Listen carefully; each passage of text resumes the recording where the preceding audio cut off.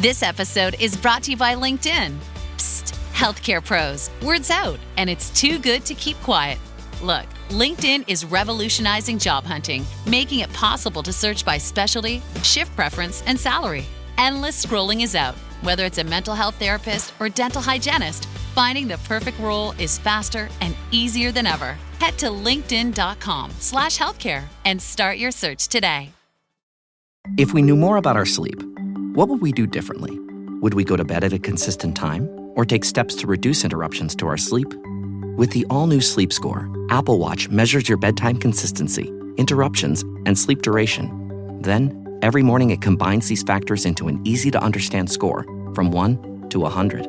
So you'll know how to take the quality of your sleep from good to excellent. Introducing the new Sleep Score on Apple Watch. iPhone 11 or later required. Welcome to I Talk to Ghosts. Come on in to the Spirit Parlour. The candles are lit. The air is still.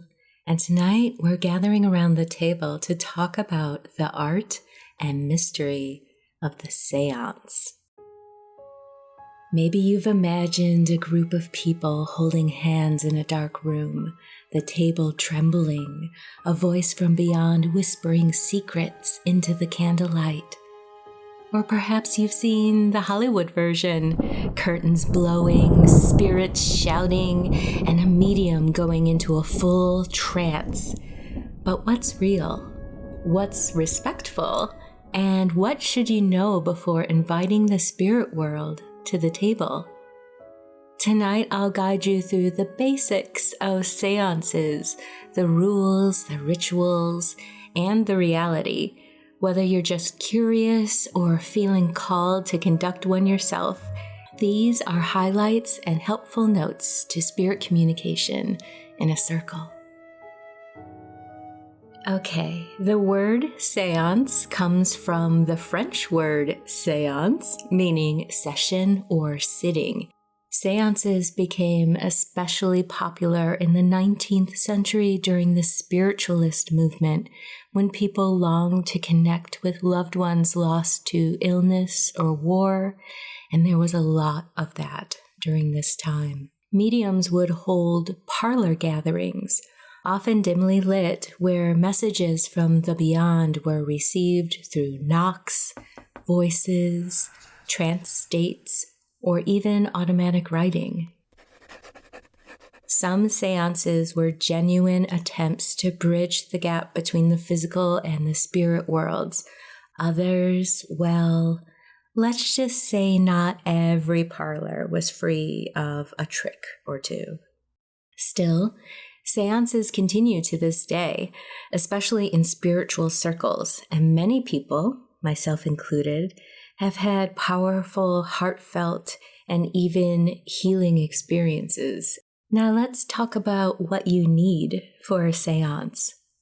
Let's begin with the essentials. If you're considering hosting or participating in a séance, here are the key elements to keep in mind. Number 1, a sacred space. The setting really does matter. Choose a quiet, undisturbed space. Candlelight helps create a focused, spiritual atmosphere. I have heard that you should use more than one candle, but it should be an odd number. You shouldn't have an even amount of candles.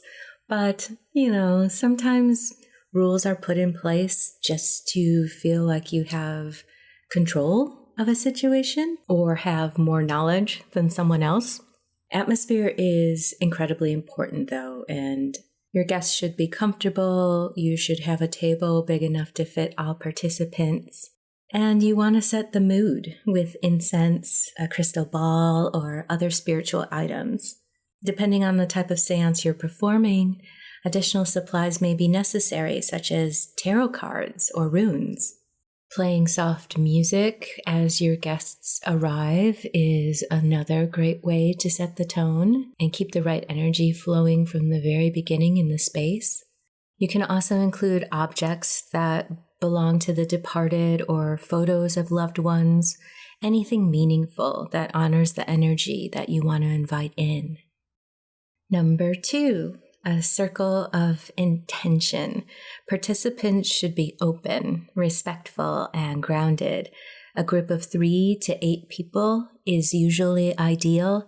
Everyone should be clear on the purpose of the gathering, whether it's to speak to a specific spirit, or to explore spirit communication in general, or to receive messages of healing. Whatever your goal is, it should be established and understood.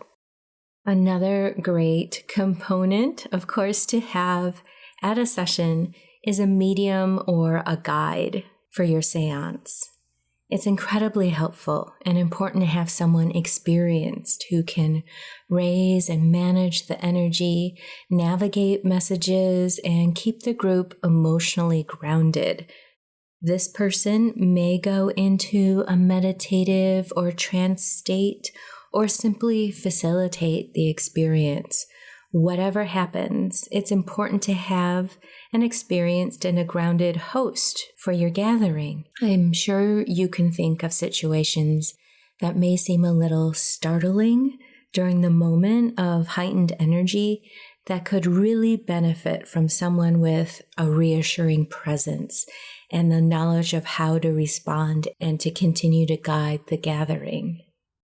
Number 4, let's not forget about protection and grounding rituals.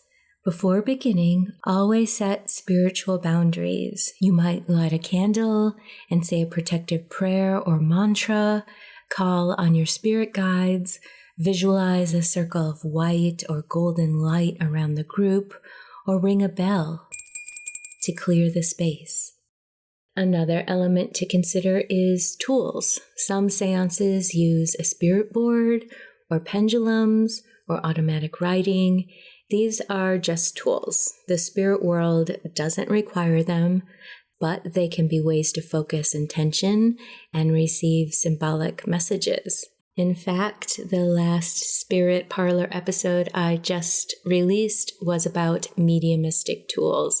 So you could go back and review that with the mindset of these tools can be used during a seance. So here's how a seance typically flows. First, you open the circle, you begin with a prayer or intention setting, call in only benevolent, high vibration spirits, invite only those who come in love and peace. After that, raise the energy through breath work, chanting, or simply sharing positive memories and emotions. The group raises its collective energy. Although many people like to do this, you don't have to hold hands to raise energy. In fact, if a seance goes on too long, it could get downright uncomfortable. Your arms could get tired, your hands can start sweating, or you may be just too distracted because you're holding someone's hand rather than focus on calling a spirit close. So I hope as we chat about this, you do get the impression that with a seance ceremony, you can make it your own, and there aren't strict rules that imply success or failure, if that makes sense. Next, after raising your energy, comes the invitation to spirit. Ask the spirits to come forward. This can be verbal or silent. Be patient. Spirit communication takes subtlety. And with that, you'll probably move on to messages. Messages may come through feelings, visions, words, or sensations. If someone receives something intuitively, allow them to share. And finally, when finished, comes closing the circle. Always thank the spirits and say goodbye. Close the session formally, blow out the candles, say a closing prayer, or ring a bell. Closing the seance is a really important last step to ensure everyone knows to go home. Next, let's talk about expectations. What can you expect at a seance? During a session, you may experience energy sensations. You might feel tingling, chills, heaviness, warmth, or cold. Cold does not necessarily mean bad, just so you know. From my experience, spirit can often feel cold, and it could be one of your closest loved ones coming forward. Sometimes the energy in the room shifts, air gets thick, time might feel strange. This is normal, and your mediumistic host should reassure you of this. Also expect messages. They may be subtle. You might hear names, feel emotions, or see mental images. The medium might speak aloud or perform automatic writing. Not every seance results in direct contact, and that is okay.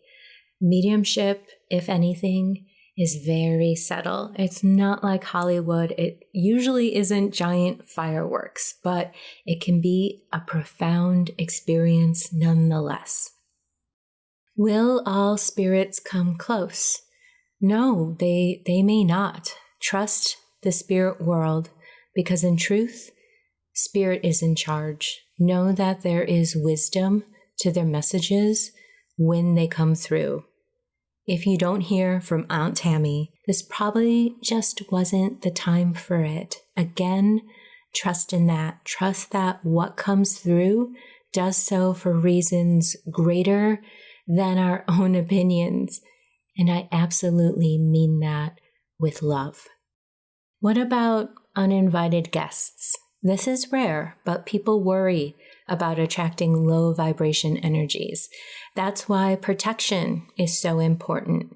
And a well-held seance is like a well-tended garden.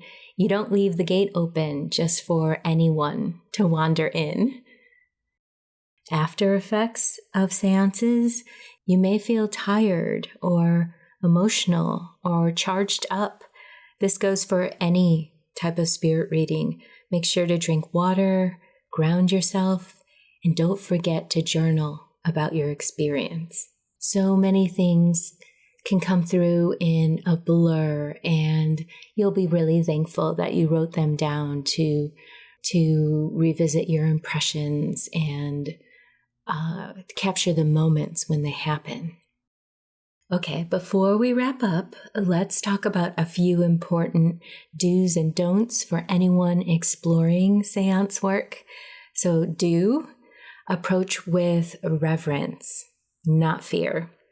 Keep an open but discerning mind, and also make sure again to close the session respectfully. Things not to do: don't demand messages. Don't ask disrespectful or sensational questions. This isn't the time to joke or make fun of anything because you're feeling uncomfortable. If you're not comfortable and fully invested in the session, don't waste your time being there. You know what I mean? Also, don't judge the experience or set expectation that it all needs to unfold a certain way. Examples of this is wanting to hear from one loved one over another, or expecting a code word or other prearranged message over another, because again, spirit decides, not the humans in the room. The spirit world decides. And if the energy you're literally bringing to the table is the mindset of prove it to me, you aren't being open. So just remember that love attracts love. And if that isn't the energy and the attitude and emotion that you're bringing to it, realize what is happening with that. And with that, don't bring any other low frequency with you: fear, doubt, or any kind of self-conscious embarrassment for being there. That should all be worked out before the session happens. Otherwise, it probably just isn't the right time for you to be participating. And again, that goes for any medium reading or medium session. So seances aren't about scaring ourselves or summoning shadows. They're about connection, remembrance, and listening to the subtle threads that tie us across the realms. Seances can be deeply healing when held with love and care. So if you feel called to explore the spirit world this way, just remember, spirits respond to intention, not spectacle. You don't need flashing lights or manifesting trumpets or moving furniture, just a sincere heart and a quiet space to listen. And with that, thank you for joining me in the Spirit Parlor tonight. If you've had your own seance experiences or if you try one after this episode, I'd love to hear your stories. So you can email me anytime at speaknow@italktoghosts.com or leave me a comment where you can. And if you're curious if there's a spirit out there with a message for you that may come through, make sure to join me on Fridays for my main episodes. I offer a segment called Message from the Spirits, in which I open the space for someone listening to the podcast. And knowing this, join me and lend your energy. Spirit is so intelligent. These messages usually line up for only one person, and it's fantastic to be a part of that. That's it for now. Until next time, stay open and curious, and as always, take care.